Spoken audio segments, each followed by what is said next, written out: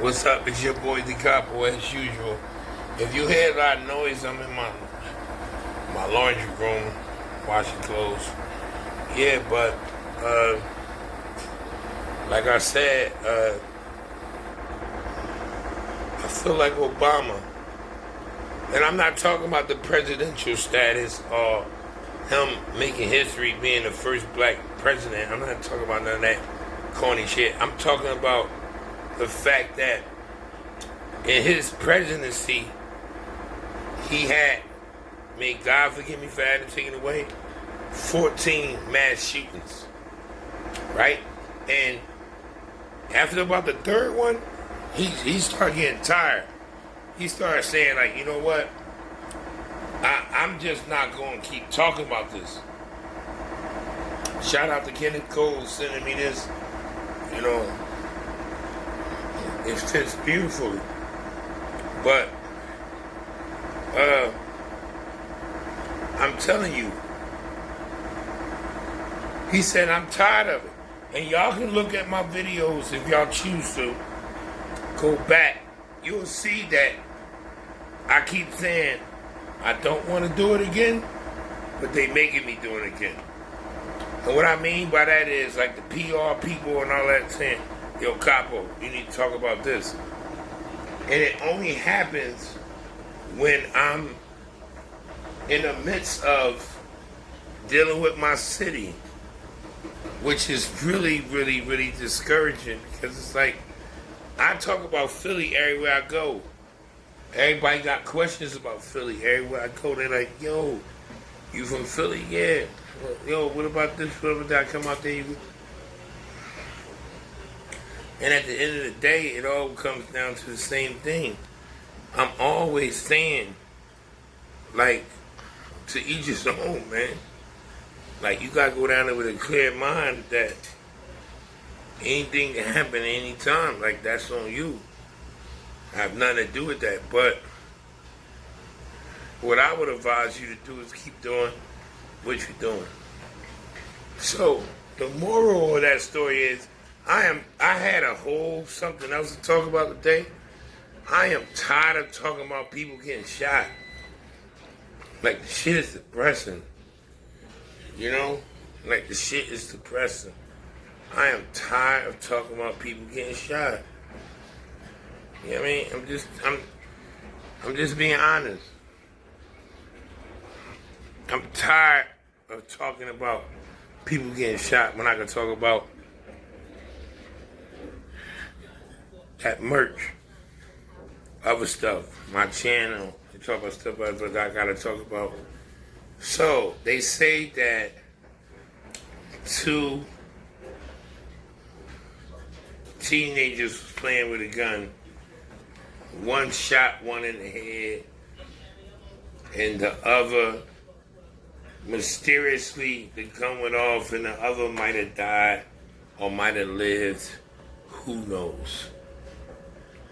I have nothing to do with that. I'm not going to comment on that. There's somebody grieving for their family. And I sure enough ain't going to put nothing out there, because I know how I would feel. Like, what? And so I'm not going to put nothing out there. But what I will say is that, look,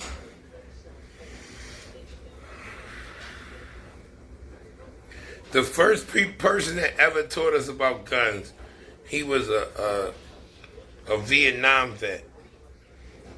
But he was like using drugs, and it just so happened we had the drugs he was using. So one day, even though there are no leaders,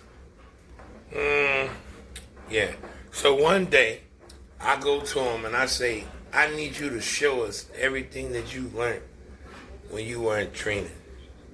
And I got you. You ain't never got to worry about going out here hustling and doing nothing. Right? And he showed us. And I was just amazed how, like, some basic information could, like, change people's lives. I mean, I'll give you an example. If you get your gun license, they're going to put you to gun training. They put you to gun training. They're going to show that, like, you're supposed to have a gun box, lock only you can open it. Not just that, you're supposed to have a clip on your trigger, so can't nobody use it unless you open it. Like, I could just talk about simple shit. All of this could have been avoided if people knew what they was doing.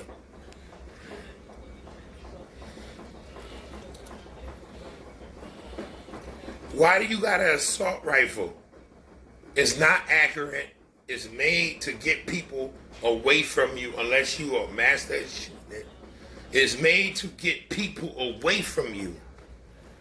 So why would you shoot it in a residential area knowing that you're going to shoot up Miss Kim or Miss Lisa or Miss Jones's window? Because you don't know what you're doing. You don't even know what kind of gun you got. So you shooting innocent bystanders because you don't have information. You are dealing with something that's outside of your pay grade.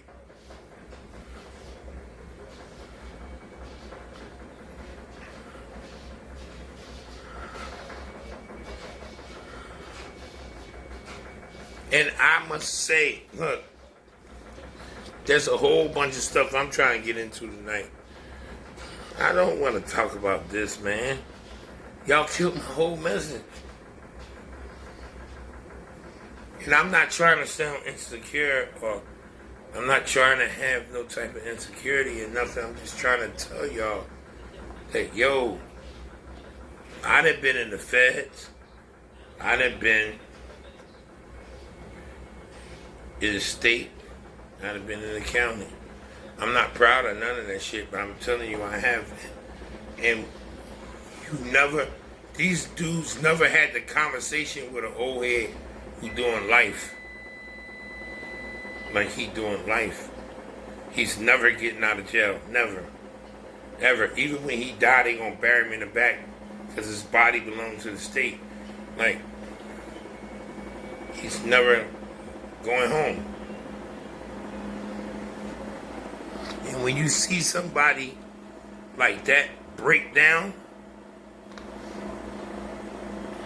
and start showing you pictures of his daughter or his son or events that he might have not, I'm telling you right now, that nigga that you thinking about killing is really not worth your life. He ain't worth it. I'm not even talking about you. You might have a legitimate reason to kill. You might have a legitimate reason to kill dude. I'm telling you, he ain't worth your life. About 5 years after you do your bed, into your bed, you gonna be like, what the fuck was I thinking about, man? Like, what the fuck was I thinking about? This nigga's a nobody. And you done killed a nobody. And now you have to wait to die. That's the only thing you got to look forward to. Once again, it's your boy Decopbo. Like always, it's a sad situation. My prayers and all that go to the people that went through this shit. But, like I said, man, I'm out the way. Decopbo 1.